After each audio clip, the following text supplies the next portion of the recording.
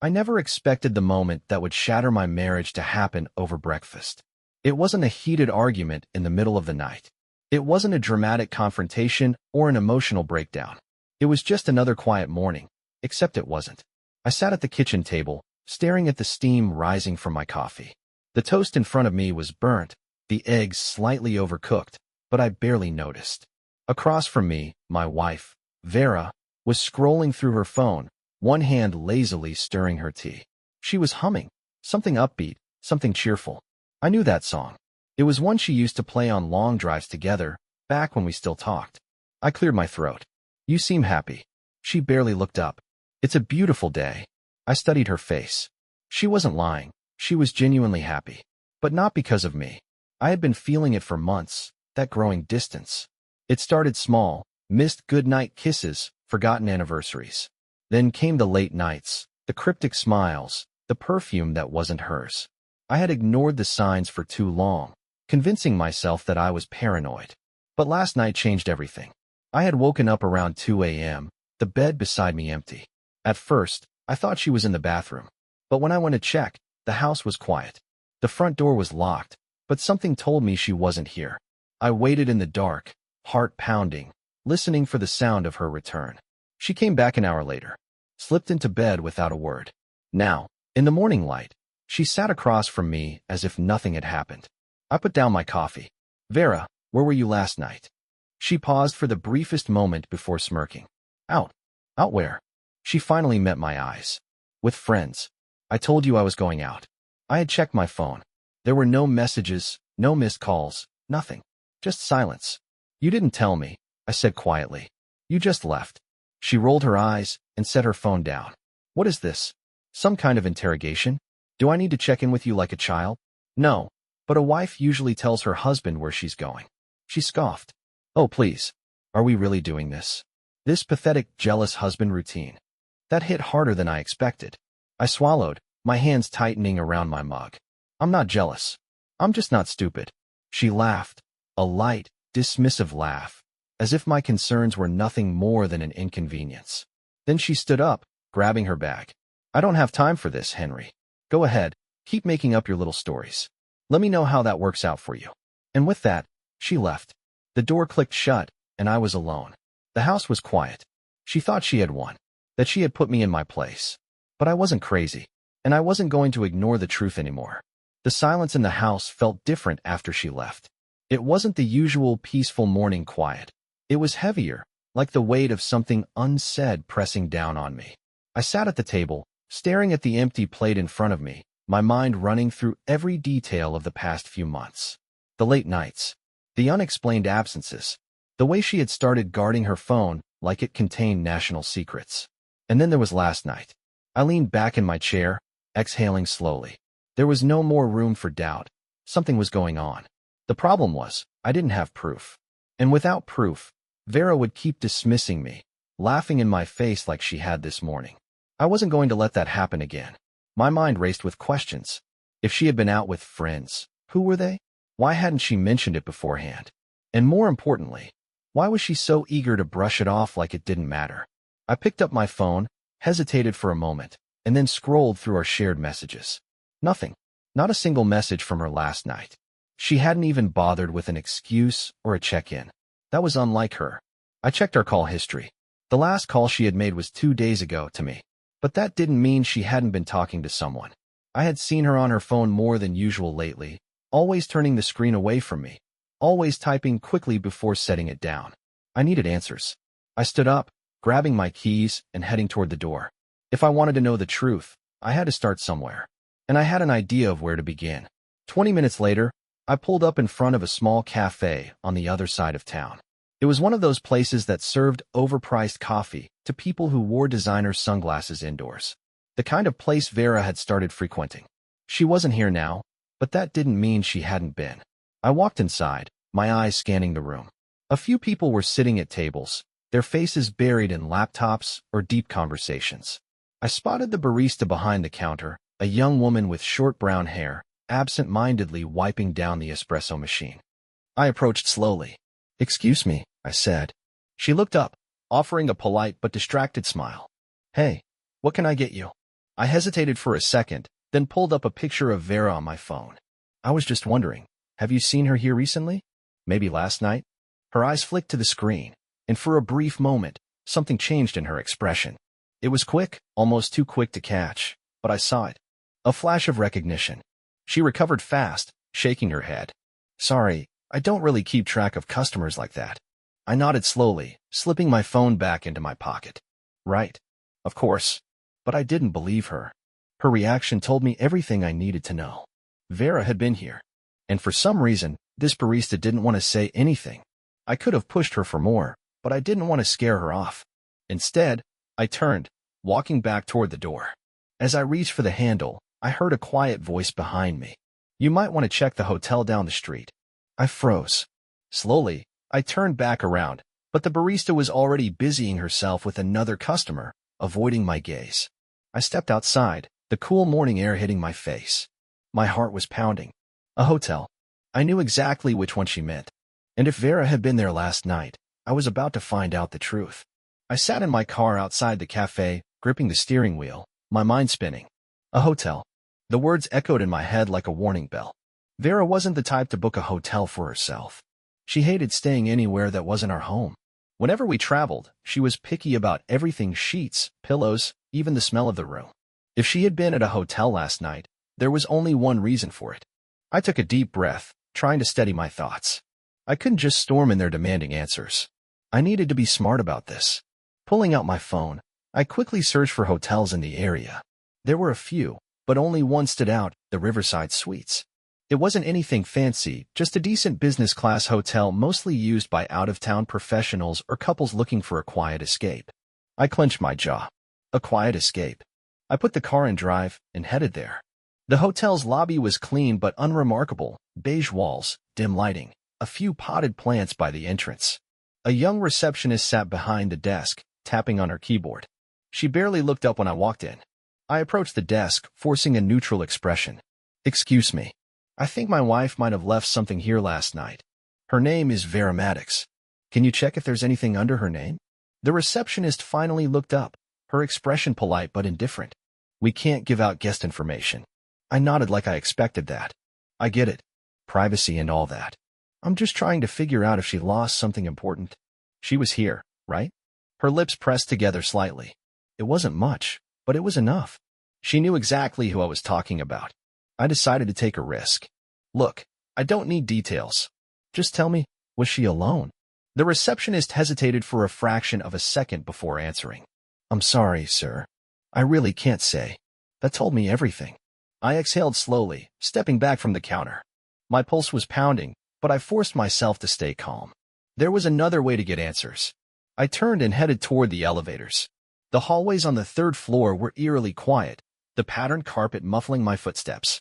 I didn't have a plan, just a gut feeling that something was about to break open. As I walked past the rooms, I suddenly stopped. Room 314. Something about it felt off. The door was slightly ajar, the metal latch keeping it from fully closing. I knew I shouldn't, but my fingers moved on their own, gently pushing it open another inch. I expected an empty room. Instead, I saw a woman standing inside, zipping up a suitcase. For a split second, I thought it was Vera. The long dark hair, the slim figure, it was almost her. But then she turned, and my stomach twisted. It wasn't my wife. It was someone else. Someone younger. She froze when she saw me, her wide eyes filled with panic. What are you doing here?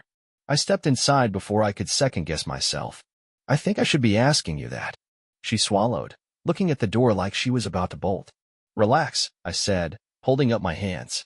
I'm not here to cause trouble. I just need to know, was Vera here last night? The woman hesitated, then looked away. I don't know who that is. Liar, I said immediately. She flinched. I exhaled. Look, I just want the truth. That's all. She bit her lip, shifting on her feet. For a moment, I thought she wouldn't answer.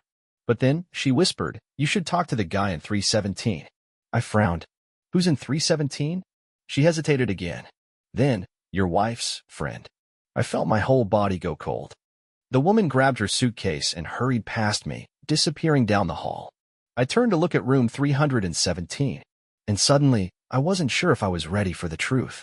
I stood frozen in the hallway, staring at the door to room 317. My heartbeat thudded in my ears, drowning out the silence around me. A part of me wanted to turn around and leave. Pretend I never came here. Pretend I didn't see that woman's face twist in guilt when she mentioned my wife's friend. But I couldn't. I had spent months feeling like something was slipping through my fingers, like my marriage was unraveling before my eyes while Vera acted as if I was crazy for even noticing. Now, I was standing in front of the door that held the answer. I took a deep breath and knocked. Silence. I knocked again, harder this time. Still nothing. I wasn't leaving without answers. My knuckles rapped against the door one last time, louder, insistent. Then I reached for the handle. It turned easily. Unlocked. I pushed the door open and stepped inside. The room was dark. The curtains were still drawn, the only light coming from the dim glow of the bedside lamp. The bed was messy, sheets tangled, pillows tossed aside. A suitcase sat half open in the corner, clothes spilling out. But no one was here. I exhaled, stepping further inside, my eyes scanning every detail. My pulse was racing, but I kept moving, my instincts sharper than my fear. And then I saw it. On the nightstand, next to a half-empty glass of whiskey, sat something small and unmistakable. A gold bracelet. I knew that bracelet. I had bought it for Vera on our 5th anniversary. She had worn it every single day since, until recently, when she started forgetting to wear it. I picked it up, my fingers closing around the metal. The air in my lungs felt heavier. So she was here. I looked around again, trying to piece it together. Had she left in a hurry? Was she coming back? Where was the man who was supposed to be in this room? I needed more. I moved toward the suitcase, carefully shifting the clothes inside, searching for anything that would tell me who this man was. A wallet. An ID. A name. And then I found it. A keycard, not from the hotel, but from a corporate office. And printed on it, in bold letters, was a name I recognized. Andrew Calloway. The name hit me like a punch to the stomach. Not a stranger. Not some random guy. Andrew was my boss. I dropped the keycard like it burned me. My mind raced, trying to make sense of it, but everything clicked into place all at once. The late nights. The sudden business trips. The new clothes. The perfume. The expensive shoes. She wasn't just cheating. She was cheating with the man who signed my paychecks. I staggered back, gripping the nightstand to steady myself. My vision blurred for a second, and I had to remind myself to breathe. How long had this been going on? How many times had she come home and kissed me after being with him? How many work events had I stood beside her, completely blind to what was happening behind my back? The air in the room felt suffocating. I needed to get out of there. But as I turned to leave, I heard the distinct sound of footsteps in the hallway. I froze. Then the door handle turned. The doorknob twisted slowly, the metallic click echoing in the silence. My heart slammed against my ribs as I scanned the room for a place to hide. I had no time to think, only react. I moved fast, slipping behind the heavy curtains just as the door swung open. Through the tiny gap in the fabric, I saw a figure step inside. It was him. Andrew Calloway. My boss. My wife's secret lover. He was tall, dressed in a sharp navy suit, his tie loosened like he had just finished a long meeting or a long night. His movements were casual as he tossed his phone on the bed and pulled off his jacket. Then, without hesitation, he pulled out his phone and made a call. I held my breath. "Hey, babe," he said, his voice smooth, practiced. The same voice I had heard in meetings, giving me instructions, telling me what a valuable employee I was. Now that voice was calling my wife babe. I gritted my teeth, my fist clenching. I just got back to the room. "You still on your way?" he asked, rubbing the back of his neck. He laughed at something she said. I know. I miss you too." A pause. His fingers drummed against the nightstand, the same nightstand where I had found her bracelet. Then he chuckled. "Oh, don't worry. He's got no clue. Her guy still thinks you're at book club, or whatever excuse you fed him." Book club? That was her excuse? I almost let out a bitter laugh right then and there. Vera never read books. The last time she picked one up, it was a self-help guide on how to communicate better in marriage, something she clearly hadn't taken seriously. Andrew sat down on the bed, sighing. Yeah, we'll talk about the next step later. Just get here soon, okay? I want round 2. I felt sick. My own boss. My own wife. In the same hotel room, plotting their next step. What did that even mean? Were they planning to run off together? Were they laughing at me behind my back, thinking I was too blind to see what was right in front of me? I wanted to explode, to rip through the curtains and demand answers. But I knew better. I wasn't going to give them the satisfaction of catching me off guard. I had information now. Leverage. And that meant the game had changed. Andrew ended the call, tossing his phone on the bed. He stood, stretching, then walked toward the bathroom, leaving the door slightly open as the sound of running water filled the room. This was my chance. I slipped out from behind the curtain, moving swiftly but silently. My mind was racing, but my body acted on instinct. I grabbed his phone, flipping it over. No password. He must have been too confident, too careless. I scrolled through his recent calls. Vera Maddox. Over and over. I opened his messages. And that's when I saw it. The pictures. Explicit, undeniable proof of what they had been doing behind my back.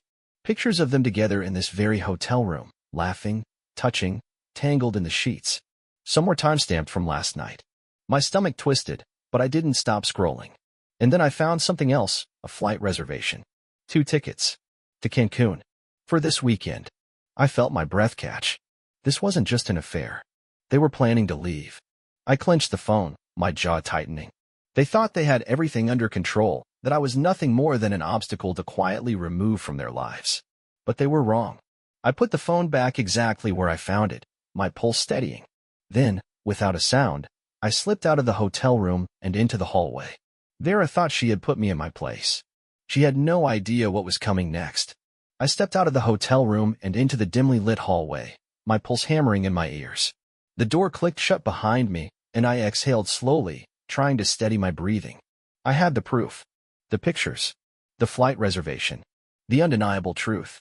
Vera and Andrew weren't just having an affair. They were planning their escape, and they thought I was too blind to see it. I clenched my jaw as I walked down the corridor, past the elevator, and toward the stairwell. I needed to clear my head, to think, but most of all, I needed a plan. As I pushed open the heavy stairwell door, I heard the soft chime of the elevator behind me. I glanced back just in time to see Vera step out. She was dressed differently than when she had left home this morning. Tight jeans, high heels, a low-cut black top that she definitely didn't wear for book club. She held her phone in one hand, scrolling, completely unaware that I was watching her. For a moment, my entire body locked up. I could confront her right now. But no, she didn't deserve that kind of reaction from me. I wasn't going to give her the satisfaction of an outburst. I stepped back into the shadows of the stairwell, heart pounding, watching as she walked down the hallway toward room 317. She knocked. The door opened, and there he was, Andrew. A smug smile stretched across his face as he pulled her inside without hesitation. No guilt. No shame. The door shut. I exhaled slowly, gripping the cold metal railing beside me. I could walk away now. Pretend I didn't see it. Pretend I didn't know. Go home and act like the same clueless husband she thought I was. Or, I pulled out my phone, and I hit record. By the time I got back to my car, I had everything I needed. A video of her walking into the hotel room. The audio of their conversation inside. The flight reservation. The pictures on Andrew's phone. My hand shook as I gripped the steering wheel. This was real. I stared at my reflection in the rearview mirror, barely recognizing the man looking back at me. This wasn't just about the affair anymore. They were going to leave me behind. Vera had planned everything behind my back, under my nose, while laughing in my face every step of the way. I could feel it now, the boiling, seething anger. Not the wild, impulsive kind that made men do stupid things. No, this was different. This was cold, calculated, controlled. I had options now. I could confront her immediately, tell her I knew everything. I could walk away, file for divorce quietly, and let her think she got away with it. Or I could make sure that she and Andrew paid for what they had done. I ran my fingers through my hair, inhaling sharply. I wasn't going to rush this. No, I was going to be smart. And by the time I was done, Vera wouldn't be the one laughing anymore. I stepped out of the hotel room and into the dimly lit hallway, my pulse hammering in my ears. The door clicked shut behind me, and I exhaled slowly, trying to steady my breathing. I had the proof. The messages. The flight reservation. The undeniable truth. Vera and Andrew weren't just having an affair. They were planning to leave me behind. Cancun. A clean break. A new life together, while I was left behind to pick up the pieces. I clenched my jaw, a slow, creeping determination settling over me. I wasn't going to stop them. No, I was going to let them go through with it. And I was going to make sure they regretted every single second of it. I started my car and pulled out of the hotel parking lot, gripping the wheel so tightly my knuckles turned white. I had a long night ahead of me. The first stop was my house, the place Vera still called home, but had clearly abandoned long before today. I walked through the front door, looking around at everything she had pretended to care about. The family pictures still hanging on the walls, the blanket she always curled up with on the couch, the scent of her perfume lingering in the air. It made me sick. I didn't waste time.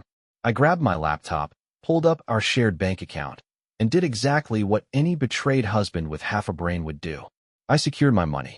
Every last cent that I had worked for, transferred into an account only I had access to. Vera thought she was running off to paradise with my money? No chance. When she landed in Cancun and tried to book a luxury hotel, declined. When she and Andrew went to rent a car, declined. When she tried to go shopping, to sip cocktails on the beach, to enjoy the new life she had planned, declined. I smirked at the thought, but I wasn't done yet. I pulled out my phone, scrolling through the messages I had taken from Andrew's phone earlier. I found the one that mattered most. A conversation between them, full of flirtation and promises. The timestamps from last night. I uploaded it to my laptop, opened my email, and began typing. By morning, the damage had been done. The email had gone out to everyone in Andrew's company. His business partners, his clients, his boss. The subject line? Your CEO's extracurricular activities. Attached, every piece of evidence I had. The message was simple. I just thought you should know what kind of man is running your company. Integrity matters, doesn't it? It didn't take long for the storm to hit. By noon, Andrew's office phone was blowing up. By 1 p.m., a statement had been released saying that he was taking an indefinite leave of absence. By 3 p.m., he was fired. And Vera? She hadn't even noticed yet. I was waiting for her when she got home that evening, sitting at the kitchen table with a cup of coffee, completely at ease. She walked in, tossing her purse onto the counter like nothing was wrong. Then she saw me. Her face froze. She must have sensed something was off. Maybe it was the way I was sitting too calmly. Or maybe it was the fact that I never sat at this table anymore. Not since she started treating me like an afterthought. Hey, she said cautiously. What's with the serious look? I took a slow sip of my coffee, setting the mug down gently. How was book club? Her smile twitched. Fine. What? I exhaled through my nose, shaking my head. Just wondering. Must have been a really long session last night. Vera's eyes flickered. Her fingers tensed against the counter. What are you talking about? I leaned back in my chair, tilting my head, letting her squirm. I was just curious, I said. Since you were at a hotel with Andrew Calloway. Her breath hitched. The color drained from her face so fast, it was almost comical. Her lips parted, like she was about to deny it, like she was going to spin one more lie. But then I picked up my phone, tapped the screen, and flipped it toward her. The messages. Her, talking about how much she couldn't wait for their getaway. Her laughing at how I was still in the dark. The proof was undeniable. She stared at it, her mouth opening and closing like a fish gasping for air. I watched as reality hit her all at once. Her affair was out in the open. Her lover was jobless. And every penny she thought she was running away with? Gone. You? She whispered, her voice barely a breath. What did you do? I smiled. The first real smile I had in months. Nothing, Vera. I stood up, grabbing my jacket. I just put you in your place. Then, I walked past her and out the door, leaving her in ruins. The cold evening air hit my face as I stepped outside, but I barely noticed. For the first time in months, maybe even years, I felt light. Free. I walked down the driveway without looking back. Behind me, the house I had once called home still stood, but everything inside it had already crumbled. And Vera? She was still frozen in the kitchen, staring at the photo on my phone like she could somehow erase it with sheer denial. But there was no escaping this. I had taken everything back. My dignity. My peace of mind. My life. I spent the next few days watching the fallout from a distance. Vera tried to call me. At first, it was frantic. Voicemails filled with stammered excuses, fake tears, desperate pleas. Then came the anger. You ruined everything. Do you even realize what you've done? But there was no "we can fix this." No, I made a mistake. She wasn't sorry for what she had done. She was just sorry she got caught. And I didn't answer a single one of her calls. Instead, I moved forward. I filed for divorce. And with all the evidence I had, it was over before she even had a chance to fight it. She walked away with nothing. Not the house, not the money, not me. Andrew? I found out through a mutual acquaintance that his wife had left him. Oh yeah? Did I forget to mention? He was married too. Turns out, his wife didn't take the news well. She drained their joint account before he even had a chance to pack his bags. Now he was unemployed, single, and broke. Guess he and Vera had more in common than they thought. I wish I could say I took some twisted pleasure in their downfall, but the truth was, I didn't care anymore. I had spent so much time being angry, so much time feeling like my world had been stolen from me. But now, I had it back, and I wasn't going to waste it. A year later, my life was completely different. I had moved to a new city, started fresh. I left behind all the baggage, all the pain, and built something for myself. And the best part? I had met someone. She wasn't a replacement for Vera. She wasn't a rebound. She was just different. She laughed at my jokes, asked about my day, looked at me like I was someone worth knowing. And for the first time in forever, I wasn't waiting for the other shoe to drop. No more lies. No more secrets. Just happiness. And that was the best revenge of all.